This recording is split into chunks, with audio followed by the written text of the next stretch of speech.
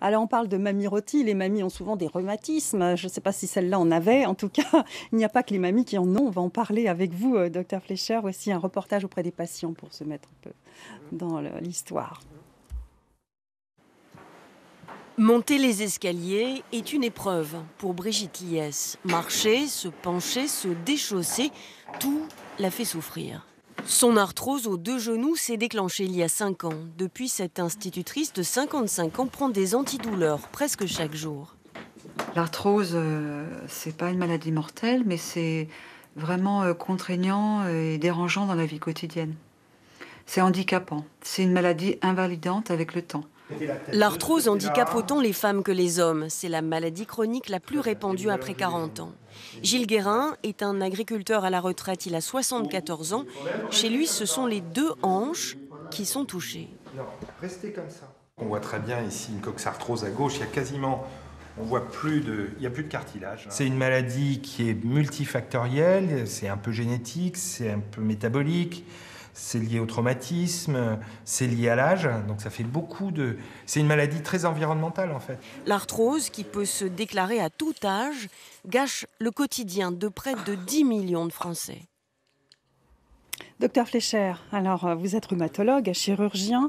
C'est la semaine mondiale consacrée à l'arthrose. Quels sont les remèdes? Alors une bonne, vous m'avez dit hier, une bonne, une mauvaise nouvelle. C'est une maladie incurable, mais en même temps c'est inoffensif. Ça fait mal. Alors c'est exact. La bonne nouvelle, c'est qu'elle est inoffensive. La mauvaise, en effet, c'est qu'elle est incurable. L'arthrose, c'est de l'usure du cartilage, ce petit enduit qui permet aux articulations de bouger sans douleur. Mais il n'a pas de nerfs, donc on ne sent pas quand on bouge nos articulations. En revanche, il n'y a pas de petits vaisseaux dedans. Donc une fois qu'on se l'abîme, on ne peut plus le faire repousser, malheureusement. Voilà. Alors, les traitements, est-ce qu'on a avancé? Alors oui, bien entendu. Là où on a beaucoup avancé, c'est probablement sur la prévention. Alors il y a des choses qu'on ne peut pas prévenir, hein, comme il a été dit dans votre reportage, en particulier l'âge. Mais il y a des facteurs de risque que l'on peut modifier, comme l'obésité, éventuellement certaines activités ou certains manques d'activité. Et puis des articulations tordues, entre guillemets, hein, particulièrement au niveau des genoux et ou des hanches, où certaines déformations sont des facteurs de risque. Donc ce n'est pas une fatalité liée à l'âge, forcément. On a vu cette personne qui a 50 ans, qui a déjà de l'arthrose. Alors non, bien entendu. Alors évidemment, l'incidence augmente avec l'âge et c'est quand même lié au vieillissement de la population, il faut le reconnaître. Mais ce n'est pas une fatalité, bien entendu. Il y a des traitements. Oui, les articulations les plus vulnérables sont lesquelles? Alors statistiquement, le dos en premier, les mains et les genoux sont les plus concernés. Mais ça peut concerner toutes les articulations. Ensuite, on trouve les hanches, les poignets, les chevilles, mais principalement le dos et les genoux. Les femmes sont sujettes plus que les hommes à l'arthrose. C'est ça, surtout après 65 ans, pour des raisons qu'on n'explique pas très bien, probablement hormonales, et aussi parce que l'espérance de vie des femmes est encore supérieure à celle des hommes. D'accord.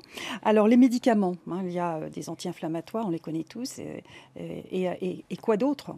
Alors le premier traitement quand on est en crise, c'est le repos.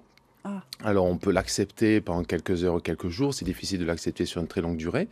Il y a des traitements qui s'intéressent aux symptômes, comme vous l'avez très bien dit, la douleur. Alors ce sont des antalgiques, des anti-inflammatoires, il n'y a malheureusement aucun médicament dédié à la douleur de l'arthrose et qui ait fait preuve de son efficacité.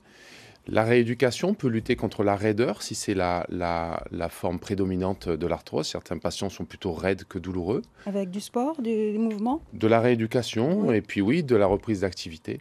Et puis il y a certains médicaments qu'on peut injecter dans l'articulation. Certains pour les crises douloureuses, en particulier de la cortisone.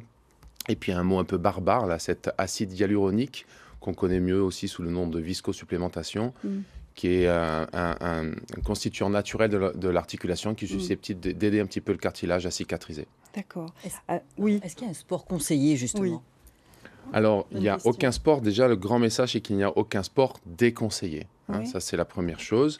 Mais pour les membres inférieurs, les sports que l'on qualifie de portés, c'est-à-dire la natation ou le vélo, la marche, sont des sports qui sont à favoriser. Les coureurs glissent souvent, et c'est beaucoup à l'heure actuelle d'actualité, glissent beaucoup sur la marche nordique, par exemple. D'accord. Cette marche avec les bâtons. Eh oui, bien sûr. Est-ce que c'est héréditaire?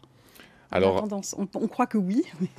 Il y a probablement, comme ça a été dit dans votre reportage, des facteurs génétiques, mais ce n'est pas héréditaire de manière linéaire de la mère vers la fille, par exemple. Mais c'est vrai qu'il y a un peu des familles à arthrose, oui. Est-ce qu'il y a des aliments à éviter ? Alors, à l'heure actuelle, à proprement parler, non. Il y a eu un grand buzz, et c'est encore un peu à l'heure actuelle le cas sur le lait de vache et les protéines de lait de vache. Il n'y a pas de preuve scientifique que l'apport de protéines de lait de vache soit un facteur favorisant d'arthrose, mais peut-être que dans l'avenir, on pourra le prouver ou à contraire l'infirmer. Et pour terminer, il paraît qu'il y a des remèdes de grand-mère, style les orties, qui sont efficaces. Ça vous fait rire, mais c'est vrai qu'il y a beaucoup de blogs qui en parlent. Vous en pensez quoi, de l'ortie sur l'arthrose ? À partir du moment où c'est une maladie dont le traitement n'est urgent que si le patient ressent des symptômes qu'il trouve invalidants, je pense que tous les traitements, à partir du moment où ils sont inoffensifs et si possible pas onéreux, sont les bienvenus. Donc pourquoi pas les orties ? Pourquoi pas les orties ? Pourquoi pas les orties ? Merci beaucoup, Dr Fleischer. Xavier Fleischer, donc vous êtes chirurgien, vous opérez aussi les patients qui en ont vraiment besoin, l'arthrose entre autres.